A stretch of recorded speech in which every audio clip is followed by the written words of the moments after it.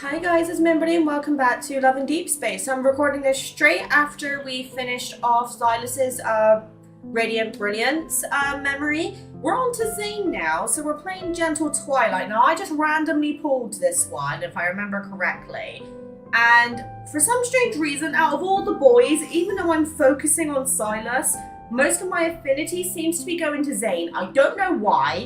Maybe this is a case that Zayne is trying to make me choose him, I don't know. But we're going to start playing Gentle Twilight because I've heard this is a good starter one for him. So if I've heard wrong, I apologize. Confirming signature of primary care physician. Verified. Your medicine is ready to be collected. Oh god, what meds are we on? Medicine has been collected. Please use as directed by your physician.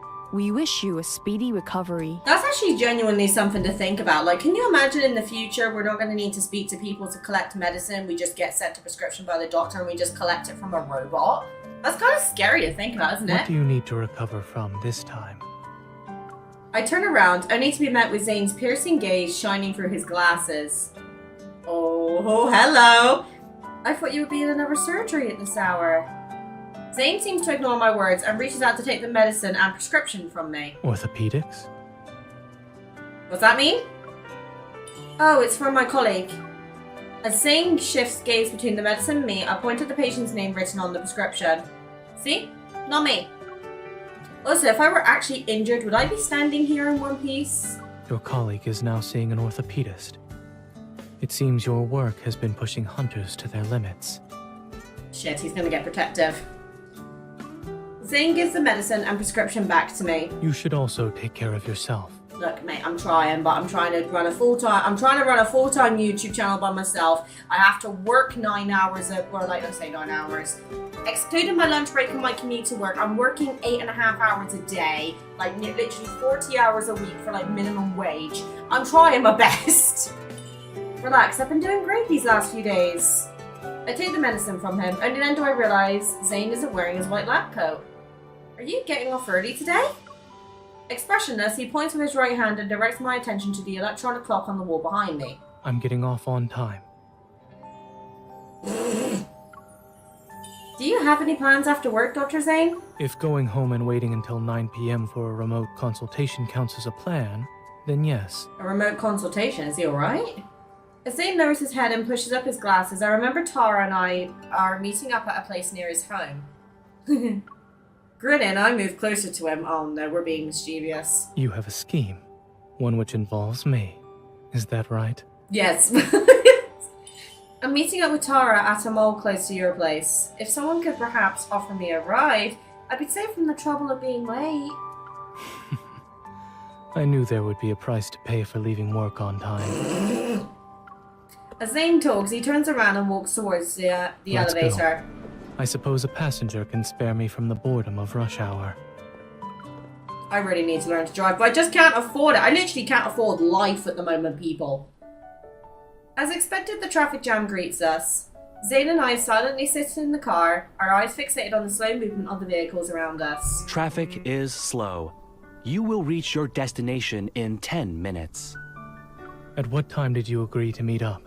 Given our current circumstances, you might still end up being late. We're doing a duo escape room at 7:30. As long as I show up within 30 minutes, we'll be fine. A duo escape room? Oh god. I've done an escape room before. It was with a previous partner of mine. And no word of a lie, you know like when people jump out at you and try to scare you? I was that scared I grabbed the closest thing to me, which happened to be like a fake foam bat or something. And I literally bonked this colleague on the head. Safe to say I've not gone to an escape room since. Yeah, it's a holographic escape room that's really popular. We'll go with the Wanderer War scenario. We won't leave until we beat the highest score. Won't you feel as if you're working overtime? Nah. Nope, it'll be like training. At best. Oh my Getting god, off my work hair. on time only to train is certainly something you do. Says you. What I do is nothing compared to you reading research articles for fun on your days off. I turn my head slightly in Zayne's direction, but he remains focused on what's ahead instead of returning my gaze. I'll admit I spend most of my time either at work or at home, but I do go out to eat or visit museums once in a while. Zayne turns to me. There is a witness sitting next to me. It takes me a few seconds to remember the time I ran into Zayne at a museum. You yourself have admitted it happens once in a while, and I, your witness, have seen it happen every now and then. As the car crawls forward a bit, I look out the car window again. Nearby, a vivid advertisement springs to life on a building's electronic screen. Look! Zayne leans closer to the steering wheel to take a look. A pottery workshop. I signed up for a session last week. I was ready to show off my skills with a stunning design I saw online. I suspect there's a twist. Yep, I was assigned an urgent mission before heading out. I didn't get to see the workshop store at all. In that case, there's not much of a difference. Mocking each other is pointless. The traffic eases up. Zayne turns the steering wheel, maneuvering the car through an intersection. Do you ever suffer from burnout because work takes up too much of your life? Once a person forms a habit, breaking it can be an uncomfortable experience. Genuinely, that's something I really struggle with. Like, burnout is something that I feel like I really need to tackle more. I'm going to put myself on this screen in a second. Because it is kind of related to YouTube. So, I get comments from you guys in the Discord server all the time telling me, not to overwork myself and things like that. But I feel like I have to put the effort in because I would love to do YouTube as a full-time job one day. And my career that I'm currently working in, obviously I'm not going to give many details because, whole confidentiality and everything. But I work as a sales person, which is more turning into a customer service role. The role is barely above minimum wage. I work 40 hours a week. And there's something that my dad always said to me when I was little, which I'm never going to forget. He said that you never get rich working for somebody else. And it's really, really true. As someone who's 25, I have tried to settle in a career for a very long time. And every time there's always something wrong with the job, whether it's, the people are toxic or the job is too much for the amount of pay. There's always going to be something negative with these jobs. And I'm at that age now where because all my experience is focused in one field, being sales/customer service, it's very difficult for me to get out of it. And I'm not trying to sound sexist when I say this, but especially because I'm a woman. So a common question I get quite a lot is, do you not have any kids or do you have intentions of having children? And it's tricky to say because me and Cade, my husband, we only really just got onto our own 2 feet. And we're now dealing with immigration fees for the next couple of years. We've got to pay for a visa for his renewal in 2026. That's going to cost us another $6,000. Then he's got to apply for right to remain. That's going to be at least $2,500 as long as the UK government doesn't keep putting the wages up. So it's becoming to the point where we're starting to really struggle about living. And, the extra revenue we get from YouTube and stuff like that, I know it doesn't sound very much, but even if it's an extra 60 quid every couple of months, it does really go a very, very long way. But I don't want to start being money hungry because I don't want to be that sort of person. If I was to ever make YouTube a full-time career, I'd love to start doing fundraisers for charities and things like that so I can give back for people who've done so much for me. And it's genuinely really upsetting because I do love doing YouTube. But with me working so many hours a day, just to keep up this regular schedule, I am sometimes having to stay up stupidly early in the mornings on the weekends. And I love doing it. Because one, I get more time with my husband, especially when he's on late shifts, and sometimes doesn't even get home during the week until midnight. So that's really good motivation because YouTube is a good distractor. Plus the fact that if I stay up, I get a video out to you guys, and I wake up in the morning knowing I've got to go to my god-awful job, I get to read your comments on the way in. And that's what I do. I sit on the train and read the comments. I see how the videos are doing. And when I see that they're doing genuinely really well, it really warms my heart and it pushes me to get through my work day so I can come home and make more content that you guys are going to enjoy.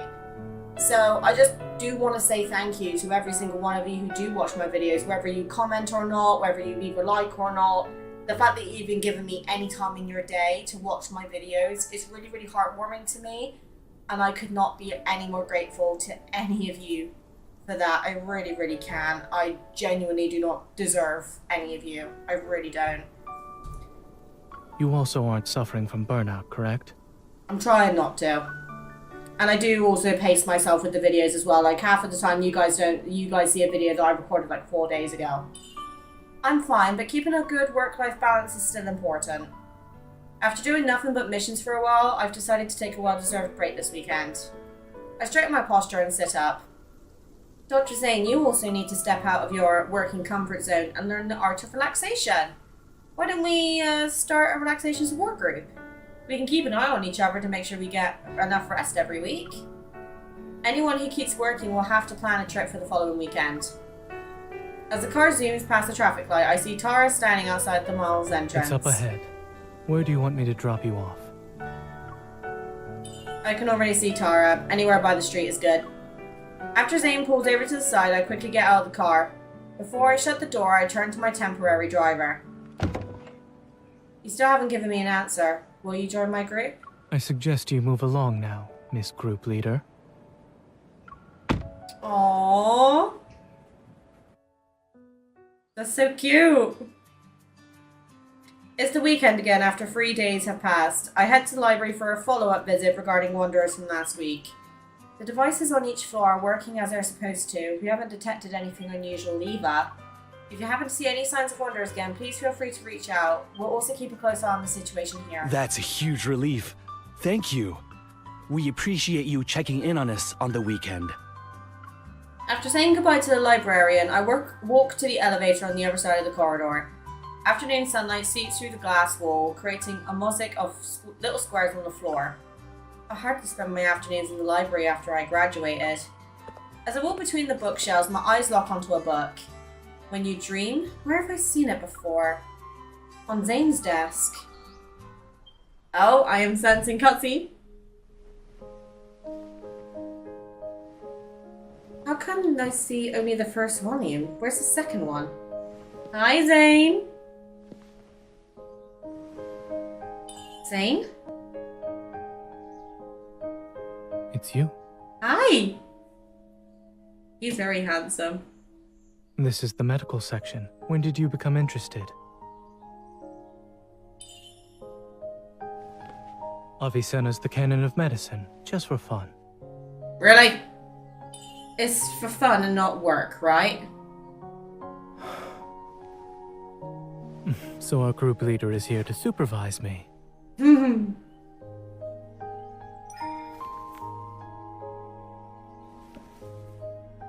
When You Dream. Last time you saw me holding this book, you teased me for studying dreams and daydreams. I'm borrowing it to entertain myself, but I can't find the second volume. Originally, it was on the top shelf. But from what I know about you, you're likely not here to borrow an academic text as a source of entertainment. He's tall enough In to terms reach. of leaving your comfort zone of working too much and learning the art of relaxation, you failed. Bruh. Oh, we're getting really close now. What? His eyes are so pretty. What's your eye prescription, Dr. Zayne? Why do you wear your glasses even during your breaks? My usual workload in dealing with troublesome patients requires them. However, it seems I'm the one being dealt with today. A deal is a deal, Dr. Zayne. It's time to accept the punishment. I returned the book just as you arrived. That shouldn't be considered a failure. Trying to be silver-tongued, huh?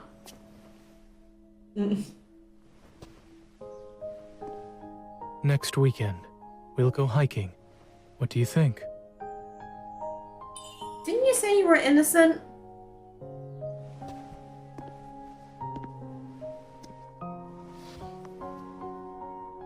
Fine. Does this mean you'll accept my invitation now? Oh. That's so cute! Carrying our borrowed books, Zayne and I walk side by side as we leave the library. You would have thought that we would fail. Together? Yeah. I stop in my tracks, tightly holding on to the two books. These are really heavy. It's the weight of knowledge. If it's that heavy, I don't want it. Zayne walks past me, heading to the parking lot in front of the library. Where are you going next? To a place I should be at. Which is? Let me guess, you're going to the hospital for work after visiting the library alone. which means you failed twice. Alone? Zayne turns his gaze to me and shakes his head with a hint of resignation. I see you need to review how to add and subtract with the numbers 1 through 10. I follow Zayne to his car. Since the weekend isn't over yet, our mutual support agreement is still in effect. Before we go hiking, why don't you take the time to see if you can find a pottery workshop to sign up for?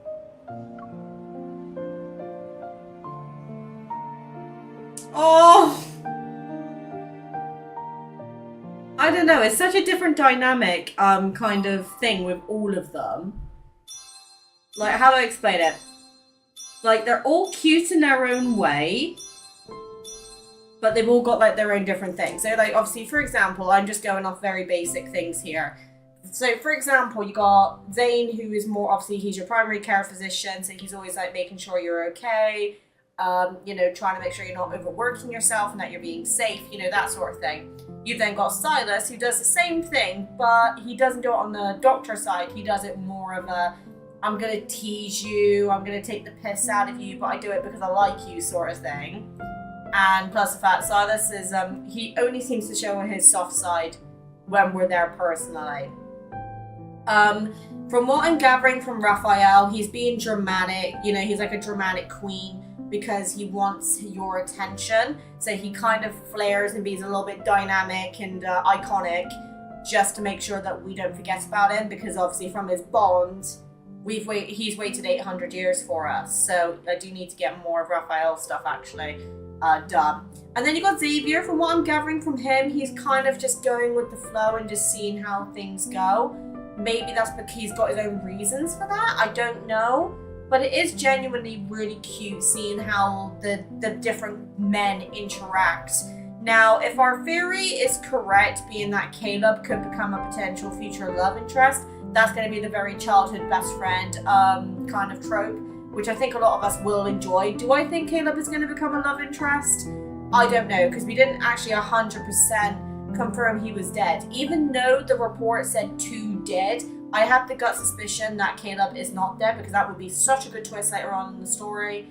And obviously Grandma had her own secrets that she was hiding, like for a fact that we have a protocol in our chest is a kind of a big secret to keep hidden. But let me know what you guys think, because honestly, I've seen quite a few theories from you guys in the comments, and it's always really fun to read.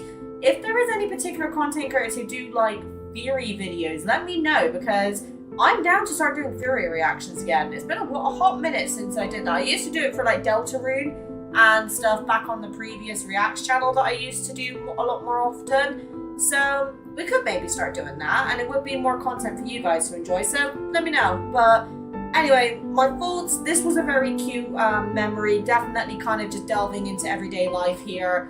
Nothing particularly romantic, but it's just kind of the chemistry is there. Just put it that way, no pun intended. So, yeah, right, so we're going to be back tomorrow. We're going to be playing the first part of the Eye of the Storm, which I am aware is Zayne's arc. I have read all of the antidotes. I probably am pronouncing that wrong. I've read all like the little read-throughs of it, and I have recorded them. I've just not found the time to get them out to you yet, because I've been prioritizing the memories, because I know you guys have been waiting for that the most. So I might get 1 or 2 out before tomorrow if I have the time, but if not, we'll just play through that and then I'll release that later. And then on Wednesday we'll be playing Night Bloom, so keep an eye out for that, and I'll see you guys in the next one, hopefully tomorrow when that drops.